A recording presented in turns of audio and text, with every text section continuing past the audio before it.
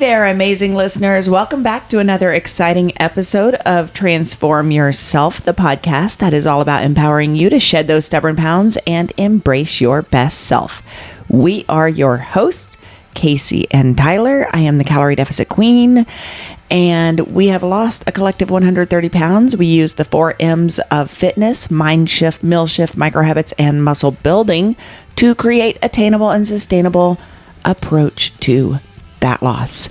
So whether you are a fitness enthusiast, a beginner, maybe you're curious about making positive changes, Transform Yourself is your go-to source for inspiration, information, and a good dose of motivation. Today's episode is all about something we all have a relationship with. It is sugar. Whether you are the one cookie and I'm fine type, or that doesn't exist. Maybe not in our household. Or the, oh look, I just ate a whole sleeve of Oreos. Yeah. Oops. If you're that Whoopsie-doodle. type, right? Then sugar plays a role in how we feel, how we eat, and how we reach our goals. I am going to break this episode into 3 parts. Part 1, I'm going to talk about the science, what sugar actually does to your blood sugar, your cravings, your body. At Part 2, we're going to cover the 5 reasons sugar can make staying in a calorie deficit hard. And Part 3, why sugar is not the enemy. Why sugar is not the devil. So I'm going to tell you all these awful things about sugar. And then I'm going to tell you it's not the devil and it's not the enemy. But stay tuned and I'm going to tell It's like, hey, I know it's ruining your life, made you fat, and you hate yourself. But it's not the devil. This sounds like the beginning of like one of those lame. Hold on, I want to say lame. This sounds like one of those NPR podcasts where like, today we're talking about sugar, the most misunderstood. You know how like they have like a certain cadence, like the way that those podcasts sound, where they're like, something you may not know about sugar. Come along, friend. Or they say it like super calm. Like I'm doing a bad job with the impersonation, but I don't know. I think you're doing a pretty good job. I think it's pretty spot on. Hey, Bill. So you work for Conagra Farms, don't you? Oh, I sure do. It's like, yeah, sugar's destroying my life, but here's why you shouldn't hate it. Brought to you by Conagra Farms. brought to you by the Frito-Lay Corporation. So grab your coffee and maybe not a donut or maybe a donut. We're going to dive in. Maybe 6 donuts. Maybe. But probably not. Probably not a good idea. Yeah. Speaking of coffee, just FYI, this morning my husband did his annual run to many stores this morning on the search for sugar-free pumpkin creamer. And I was willing to take sugar-free pumpkin creamer that was Coffee Mate or in an International You're agnostic Delight. to the brand. Yeah, it's fine. I just, look, I know it's August. I get it, y'all. You're like, wait, what do you want looking for pumpkin for? I get it. It's August, but because it's certainly not fall in Texas. It's certainly not even close. It's 100 degrees. No, but listen, I am the crazy one. I got out. Fall is in your heart anyway. It is in my heart. It's and not. I got the pumpkins out. I've already decorated my house with pumpkins. I already have an orange wreath on my front door. It's happening. You should really make I know you're trying to not put out like frivolous content, but if you wanted to have something that's high engagement. I mean, yeah, high engagement like, hey, as in hate. Yes, this is called farming. This is engagement farming for sure. I get it. It may not be your thing to want all the fall things immediately in August. You want to wait till September, October. I get that, but for me, in my heart, it is fall because the kids are going back to school, and I am super excited about it. So it's my husband goes on an annual run for all things sugar-free pumpkin, and usually every year about this time he sadly fails at it, but I appreciate it's kind of like Groundhog Day, where if I can go out in the first week of August and find pumpkin spice, then we will have 7 more weeks of summer or something. It's like that. It's groundhog-ish. I was successful last year, but not. I mean, there was some Not out yet. there, just no sugar-free. They only had the fully leaded stuff out. Right. Okay. Back to what our topic is, which is sugar. And part 1, we are going to do a little bit of a science deep dive. We're going to talk how sugar might be your sweet frenemy, right? So what does sugar actually do to us? We're going to break it down kind of like a science experiment that maybe you paid attention to once in high school. Number 1, sugar creates a blood sugar roller coaster. And so when you indulge in sugar, especially refined sugar, your blood glucose is going to spike fast, triggering an insulin rush to bring it down.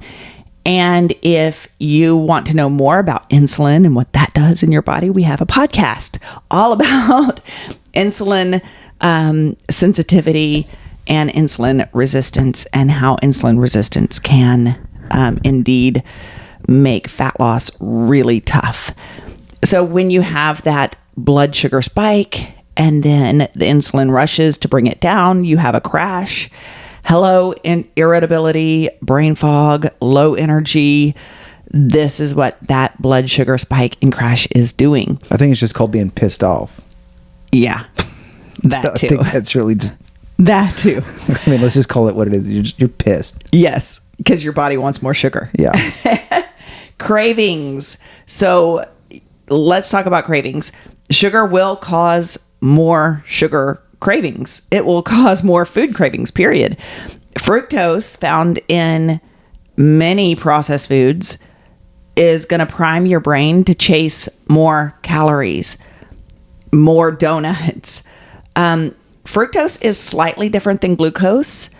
My old biology chemistry teacher is about to come out here.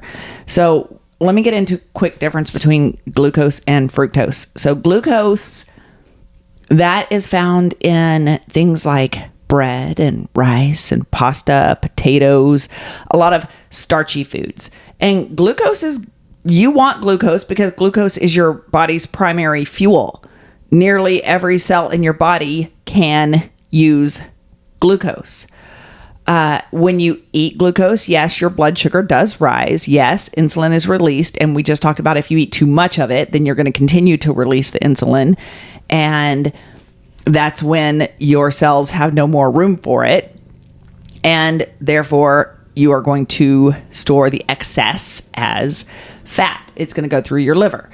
So eating a baked potato, which is mostly glucose after digestion, here's the thing. It is going to be glucose, but it is going to make you feel way more satisfied than drinking a soda with the exact same amount of calories. So you could eat a baked potato or you could drink that soda. Now, here's the thing. Fructose is in the soda because fructose, like high fructose corn syrup, right? It's in many processed snacks, candies, sodas. It's everywhere. Yeah. Drinking a soda sweetened with high fructose corn syrup is going to leave you hungry faster than eating the same calories from a potato, which contained more glucose than fructose. So eating that baked potato will usually make you feel more satisfied. And let's talk about fruit for a second. Yes, fruit, apples, bananas. Yes, while they are laden with fructose, they have fiber, and fiber will help you stay satisfied. It's the fiber and the water and the volume of fruit that slows down the absorption and increases fullness. So you're going to feel a lot fuller, longer with an apple than you would another sweet snack that is processed. Question for you. What is that? So I don't know if you've seen in the news, there's been a lot of pressure and a lot of companies are beginning to relent on getting rid of high fructose corn syrup and going, like soda companies specifically, about getting rid of corn syrup and going back to table sugar. Okay. Do you think there's going to be, I mean, obviously we don't really know yet, but so table sugar is that glucose? So table sugar is half glucose, half fructose. Oh, okay. Yes. So because glucose Glucose will actually make you, even though glucose and fructose will spike your blood sugar, and you could have too much of it because, well, you can have too much of just about anything. Glucose will actually keep you satiated slightly longer. So I might be pro sodas going towards a table sugar type sweetener. Even if it's like a marginal. Yes. Like lowering the fructose, increasing the glucose, I think would be a good direction. It's a good move. But also at the same time, like, hey, here's a better direction. Don't drink soda. Right. Or drink diet soda. I mean, it's still, you're going to drink 200 calories. Yeah. I don't care if it's gone. Yeah. Even if Coca-Cola substituted all the high fructose corn syrup for glucose, I would still not drink it. Yeah. So there's that. Yeah. Okay. Okay. I didn't know. I thought table sugar was straight up glue. No, it's half glue, half fruit. Let's talk inflammation and what sugar does to inflame your body. Too much sugar, it's going to ramp up your inflammation. No wonder we have achy joints. Yes, I know we're all getting older, women over 40, and here I am, I'm 50 now. And yes, of course I have achy joints. But sugar can add to that. It can trigger more inflammation. Consuming a lot of added sugars, especially from processed foods or sodas, again, can trigger your immune system to release inflammatory messengers called cytokines. And that is a problem because over time, that inflammation is going to damage your tissues. It's going to lead to conditions that might be like an autoimmune flare-up, joint pain, digestive issues. So let me kind of break this down for you. Your immune system, it is like a neighborhood watch group. So the Karens are a bunch of immune cells. They are inside their houses, peering out the blinds for anything suspicious to happen. And those Karens, the immune cells, they are going to start texting each other when they see something suspicious, right? Because they want to warn each other. So it's like if you have an injury or an infection or too much sugar, right? Anything that they see as, ooh, it's going to harm us. Then those immune cells, those Karens, they're going to send those text messages to each other to coordinate a response. Right? And the text messages they send, those are the cytokines. Those are the tiny protein messengers that are going to tell your other immune cells what to do. So in other words, they're telling each other, hey, be careful. There's a lot of sugar in the neighborhood right now. So some of the cytokines, some of those text messages are going to be like, hey, get the police here now. Hey, get the fire trucks here now. Right? Let's start the inflammation process to protect and heal this neighborhood. So that, I want you to think of that as what's happening inside of your body. And if you reduce your sugar intake, then the neighborhood threat is no longer there. And the new cytokines or text messages that are sent by your immune cells are going to say, okay, we're good. Coast clear, right? Go home. And your body's going to reduce inflammation. I hope that helped. I'm bringing out the whole, science teacher analogy thing that I used to do. And the next thing sugar does to you is it is basically like a reward machine to your brain. Sugar is going to activate the reward center in your brain, kind of like addictive substances. And it's going to take you down the just one more bite rabbit hole. When you eat sugar, especially processed foods, right? Your brain's reward system is going to light up. And the chemical dopamine, that feel-good neurotransmitter, is going to light up. And this goes all the way back to evolutionary design, right? Back in cave women days, sweet-tasting food like fruit, that would, your brain learned to love sweets because it helped them survive, because it was a high-energy food. It would last. Give them a lot of fructose, pardon me. But now, instead of seasonal berries, we've got cookies, cake, Yeah. Soda. You've got candy. Things that you can have flavors that could never have existed in nature. Food's engineered, right? Even fruit. Like I'd imagine an apple today is very different apple than from 250 years ago. Isn't that true about bananas as well? Yeah, well, the original banana. Yes, the current banana is not the original banana, and that's why banana candy tastes weird. It doesn't taste like real bananas, is because banana flavoring is modeled after original OG bananas, which haven't existed for like 100 years. I don't know. I have to Google that one. So sugar is going to give you that dopamine spike, and that's going to feel really good in the moment, but it's going to make you want to repeat the behavior, right? It's kind of like going to Vegas and going to a slot machine. You're going to hit that feel good button just one more time, right? So over time, you're going to want more and more and more of it. And yeah, you flood that brain with dopamine. You feel bliss. Your brain takes note, and your brain says, do that again. And that reward machine wants another spin. So let's talk about why sugar makes staying in a calorie deficit hard.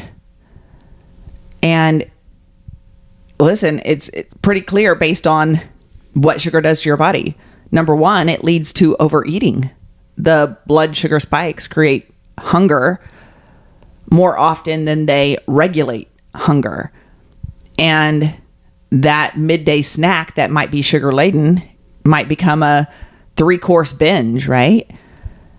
Or sugar might give you the energy crashes, and you might feel that slump, that afternoon slump you feel. It might be because your breakfast or lunch had too much sugar. That's cue the vicious cycle, right? Because then you're going to crave more. Another reason it's going to make staying in a calorie deficit hard is because of hyperpalatable foods. Now, hyperpalatable foods, these are foods that are a perfect storm combination of fat, sugar, and salt. Mm-hmm. Ooh, food companies love to put those three together. It is ultra designed food for pleasure. It is going to hijack your appetite regulation. It is like fast food Cupid, and you are going to be hopelessly hooked on it. And hyperpalatable foods are designed to make you want more. Mm-hmm. And sugar is a piece of that puzzle. Sugar is also going to crowd out protein and fiber, because listen, if you fill up on sugar, your stomach's not big enough for that chicken breast and the veggies that you need. You're going to end up eating less protein, less fiber, and have less muscle support. And finally, sugar is many times associated with stress, especially for us women, right? We are in our perimenopausal or menopausal phase. We are having mood swings. We are feeling stressed. And sugar feels like comfort. It gives you the dopamine hit. It feels soothing. It becomes your emotional security wrapped frosting, right? And here's the thing, calories are not cozy. So these are all reasons sugar is going to make staying in a calorie deficit difficult to do. And I know it sounds insane that I just said everything that I just said, but I'm about to say this. Sugar is not the villain. Ooh, I know. Yeah. I know. Sugar is not the evil villain that you think it might be. Balance is the hero here. So sugar is not the devil. It's not wearing a cape of evil. It's not lurking in your pantry waiting to single-handedly ruin your health. It's not, you're going to open the pantry and just get shanked by a bag of sugar. Right. It just like stabs you in the ribs. Like, oh, it got me again. So, yeah, too much sugar, it can mess with your blood sugar cravings and inflammation. And let's keep things in perspective, though. A study that I looked at shows, and more than one study, it's not just one study, it's meta-analysis studies, right? Do you explain what that is? That means thousands of studies grouped, studying the same variables, peer-reviewed by each other, is a meta-analysis. Yeah, so you take a bunch of studies and lump them together. Right. Yeah. So yes, basically gives you a better data set because you're looking with a bigger pool. Correct. So anyway, okay. Thank you for saying that better than I could. Because I don't think most people know what that is. So it shows that when sugar is isocalorically swapped with other carbs, no change will occur, indicating that energy reduction is critical. Now, let me translate what I just said. If you took 200 calories of sugar and you swapped it for 200 calories of bread, potatoes, rice, nothing changes in your body or fat loss. Why? Because your body is ultimately looking at total calorie intake, not specific source when it comes to fat loss. So think of it this way. If you were to eat fewer calories than you burn, you're going to lose fat, even if some of those calories came from sugar. If you just replace sugar with another carb source, but you keep calories the same, your weight won't change. Now, keeping all of this in mind, yes, sugar is going to make it tougher for you to stay in the calorie deficit because you will crave more calories or you'll have that sugar spike and crash. So I'm not saying to, okay, go ahead and have that donut every day, because that will make it tough on you to stay in a calorie deficit. But what I am saying is that, would it be possible to eat a donut and lose weight? Yes, it would. Would it be hard? People have done that, yeah. Yeah, it would be really hard to do, but it is possible because your body is, calories are queen, right? Calories are what? Queen, not king.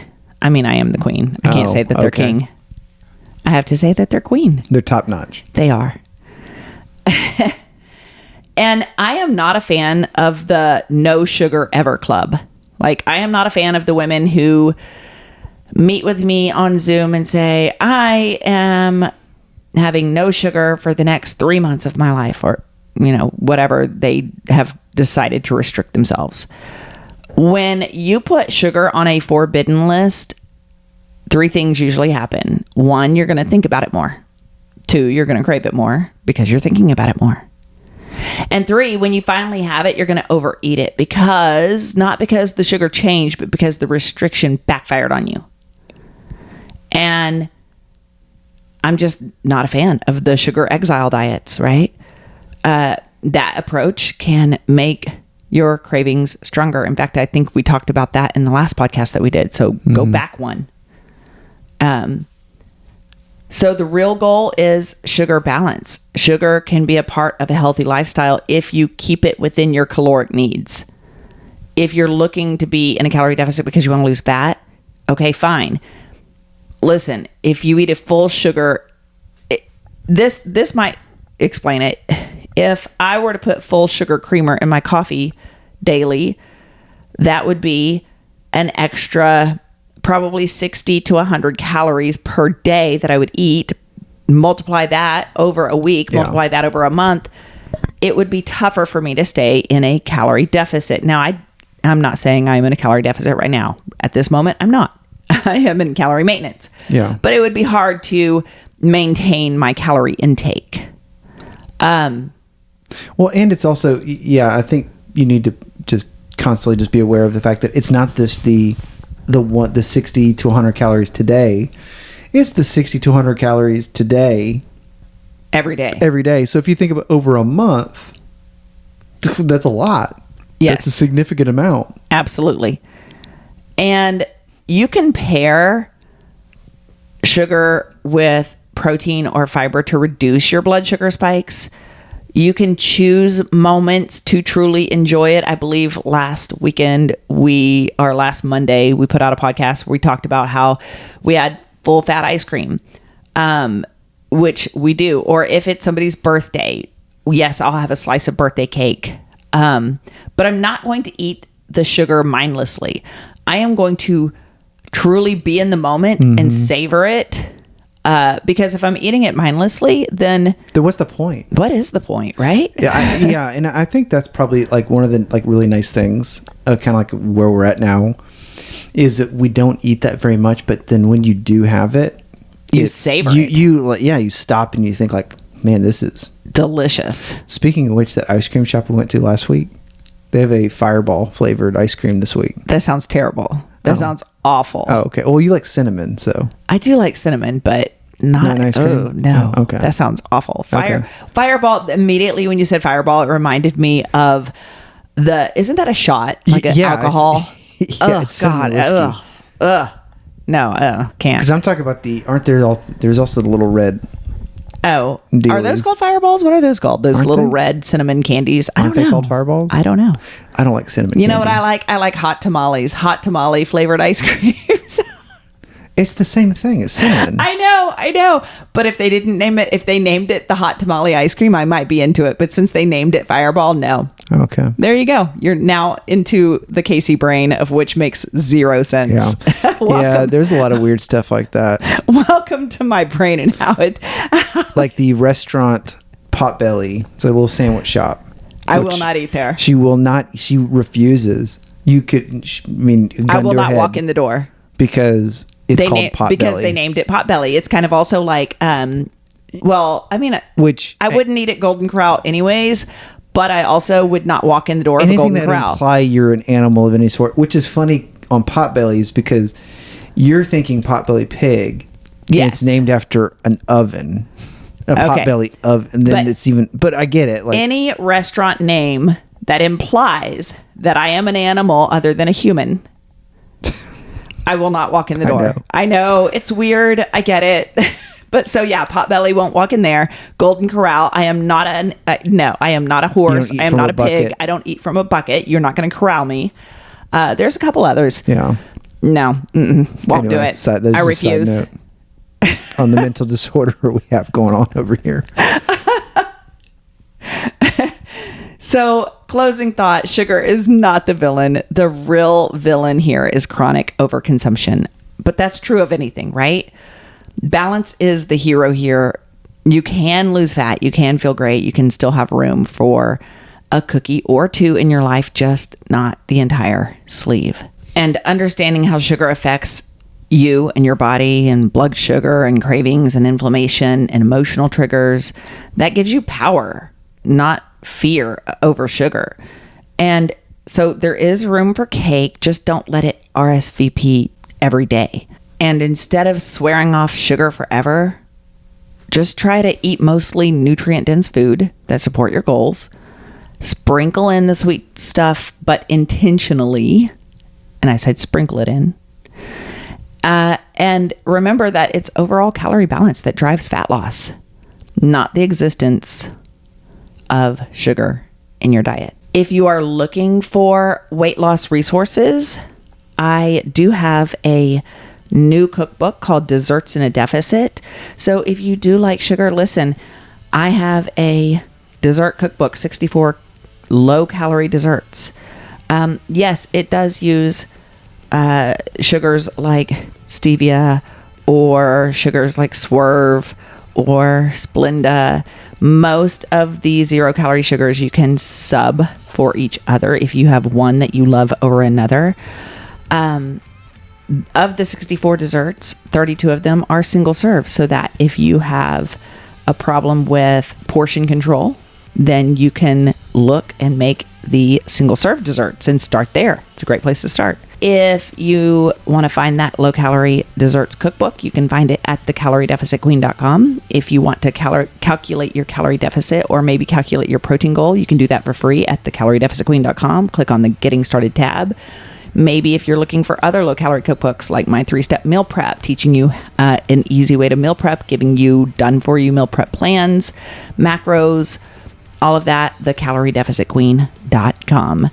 Thank you for joining us on another episode of Transform Yourself. Don't forget to hit that subscribe button, leave a review, share the love, and until next time, keep shining, keep smiling, and keep transforming yourself. Adios.